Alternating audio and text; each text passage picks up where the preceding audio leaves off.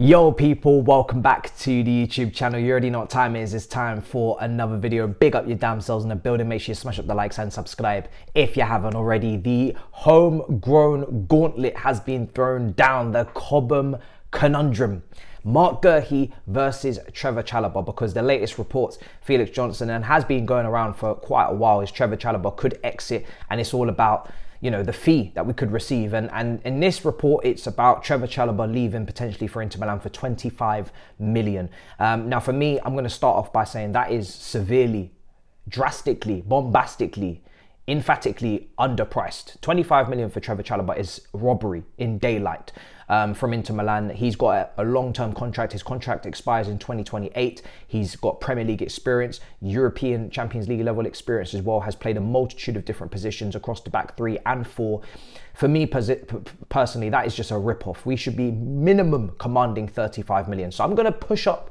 What I would expect us to do is command 35 million, and Chelsea are looking at Premier League clubs as well and see if they're interested to potentially actually get the correct fee for the player. That's also in the report.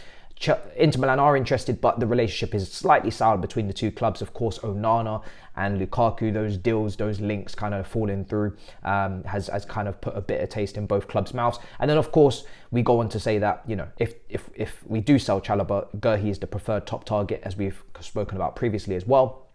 And he's open to a move, and believe the price is around about 50 million. So if you are to get 35 million for Chalobah, whether it's from Inter Milan, who, let's be honest, Inter Milan don't have the money, they don't have the capacity, the facilities, they don't have the financials, they've shown that, then you look at Premier League clubs, but you should be trying to get 35 million minimum for Chalobah. Now we go to Guehi's price at 50 million at the max. Now, if it's more, for me, you're overpaying. If it's 50, you could maybe try and get it to 45, but worst case, let's just say it's 50 million. Chelsea have a 25 million, sorry, a 25%, not 25 million, 25% sell-on clause in his contract. So that will bring the price from 50 million to us actually spending 37.5 million. The rest of the money is coming back to us anyway, because we have the clause. So you're not actually spending much. You know, if you just sell Chalobah for 35 and to bring in Guehi for 37.5, you spent 2.5 million. You haven't spent a lot. Now, have you got the better centre-back? That's what we're going to go through in terms of going through the statistics and comparing the two players of last season. Usually, I wouldn't compare Chelsea and Crystal Palace, but Chelsea finished 12th and Crystal Palace finished 11th. So it's actually a fair comparison to make.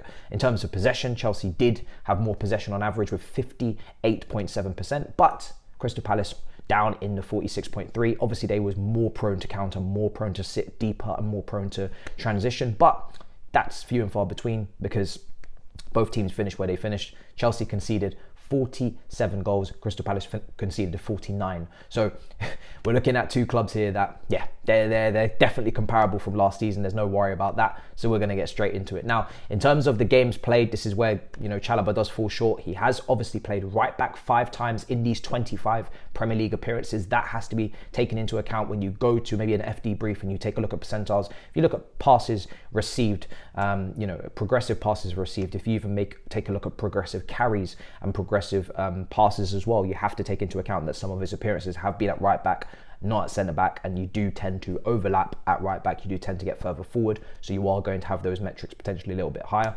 But in terms of 25 games played, 37 compared to Guehi, he's started all but one game, and they've all been at centre back, left side centre back, next to Anderson, and of course, he's been captain of Crystal Palace as well. So those little intangibles, factors maybe playing a part in the interest. Now, in terms of the profile of Guehi, you're taking a look at a player that, for his aerial duel success rate, it's okay, I'd say, 56% aerial duel success rate. Chalobah's is down at 49. It's really poor for a defender, especially a defender that's not really always played at centre-back last season. He's played at right-back, coming up against, you'd assume, an inferior opposition player, maybe a winger. You've got to be winning more aerial duels than that at centre-back. So Guehi does win that battle, but Anderson was taking the bucket load of aerial duels. He was the one winning 71%, and maybe Chelsea's logic is, you know, Colwell and Badiashile will be the aerial dominant players in that combination, and Guehi will be the player that can win aerial duels and has a decent rate. You know, 56 is not bad, but it's not great.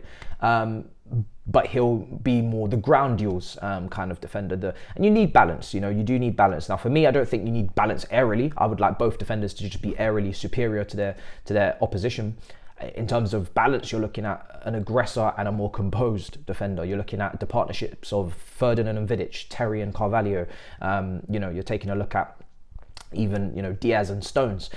So you can have, an aggressive defender and a more composed, calm defender, Rudiger and Christensen. But in terms of aerial duels, for me, I would prefer them to both be as high as possible, because this is the Premier League. You're going to be faced with that, and if both can dominate in the air, why would you not want that? Why would you settle for any less? Especially when we have a goalkeeper in Kepa who does not command from crosses, from corners, from long throws, from set pieces, from wide areas. He just is not a commanding, authoritative figure in the goal in terms of that. So even more necessary that we need two centre backs that are aerially dominant. But because Marc Guehi wins on aerial duels, that's a bad look for Chalobah if he's going to be in that position on a regularity next season. 49% is really poor, and that means, and it is factual, I've looked at the numbers, he's lost one more duel than he's won. That's literally how close it is, but it just goes to show that at a flip of a coin, anything can happen in the aerial duel for Chalobah. Now, in terms of ground duels, 63% for Chalobah and 68% one for Guehi. He is a ground defender for sure. That's where he gets most of his work done. On the ground, he's very much superior, and he beats Chalobah in this aspect as well. So overall, he wins on a 63% average.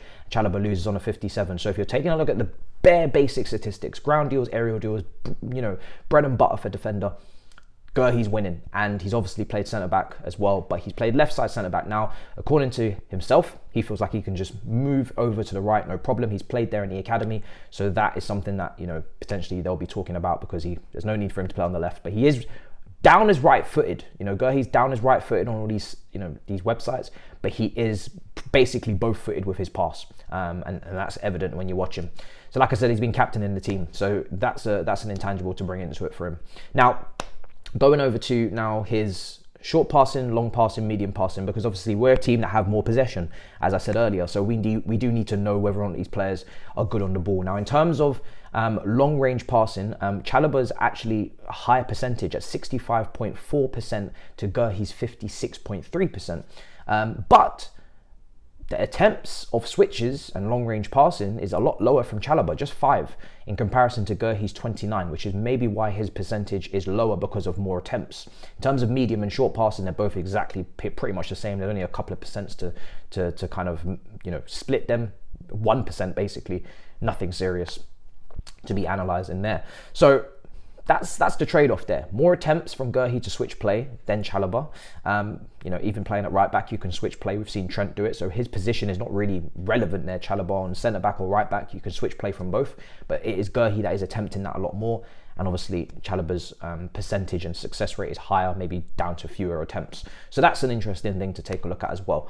But then we're talking about, so if we're looking at the centre backs as individual, you're looking at Guehi being superior in the air, superior on the ground, and better potentially in terms of the pass, because he is both footed and he gives you those different angles, and more maybe daring with his passing. But if you look at the percentiles, you'll see that Chalobah is winning on all passing metrics, potentially because Chelsea have more of the ball, but I don't think there's much to split them too much on passing at the moment. I'm looking more at the defensive side, which is where Guehi is winning. On a passing, we'll see.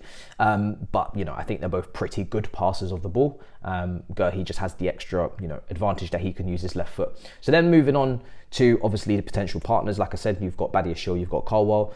In Poch's system, we have been sometimes tucking in Gusto in the pre-season and going into a 3, and Chilwell advancing. Who is the better player to go in the middle? Well, if you're both footed and you're playing in the middle of a back 3, potentially you have an advantage there to spray passes left and right. And if he is going to attempt more long passes, you remember David Luiz playing in that central position there, and Thiago Silva did that brilliantly in back 3 as well. They were hitting really long passes and they were able to kind of split defenses open. Is Guehi capable of that? We'll have to see. I don't think he's anywhere near the level of those two I just named, but if you are going to play in the middle of a back 3, your passing does need to be a bit more expressive, and you do need to take those risks, because we are effectively losing a man in midfield, or we're losing a man on the pitch in some capacity for you to play. So we're definitely taking away from our attack a little bit by tucking in someone. So yeah, an interesting one. Now, in terms of, like I said, the price, you're going to make a small expense on this transaction between the two. Do I think do I think Guehi's world class? No, I don't. I don't think he's world class. I think he's a very, very good centre back. He's got potential to be a top centre back, but to get Chalobah out for someone that's not exactly world class, some will feel it's quite harsh. But yeah, those are the metrics, guys. Those are the statistics. In terms of, you know, the fact that Guehi's shown he can play 37 games, 38 games, that's good to see, really, in terms of that's what we need, because we are having Fofana injured. But for me personally, I don't think this is... I think, listen, Guehi is the better centre-back, but I don't think he's so superior that we have to do this. We have to do this business, one in, one out. And like I said, if you're getting 25 million for Chalobah, then it's not a small expense. Now it's a bigger expense. So 35 million for Chalobah makes this a little bit more appetizing. 25 is kind of pointless, in my opinion, to do this. So it depends on what you receive for Chalobah as to whether or not this deal is worth it. And it obviously depends on whether Crystal Palace are actually going to charge us 50. If they start talking 60, 70, then again, this is not worth it. It has to be really 50 million for Guehi max. You get that 20%, 25%, and then of course, Chalobah 35, and then again, it doesn't really, it's not a massive expense, it's not a massive outload of money going. So that's the way I see it. I think he's the better defender. He's definitely got more experience in the back four as well, which is important, which is what we're going to be playing. But like I said, it depends on the prices. You guys, though, you let me know what you think in the comments down below. Do you want Guehi to come in for potentially this price? Do you want Chalobah to be sold potentially for the 35? Would you take it? The 25? Would you take it? Would you not? Let me know in the comments. All this information is from FD Brief, a collaboration of FD Brief, Transfer Market, and I think one other website I'm forgetting to shout out as well. But yeah, those are the websites. The links will be in the description for all of them when I find them. Big up your damn selves. In a bit, people. Peace.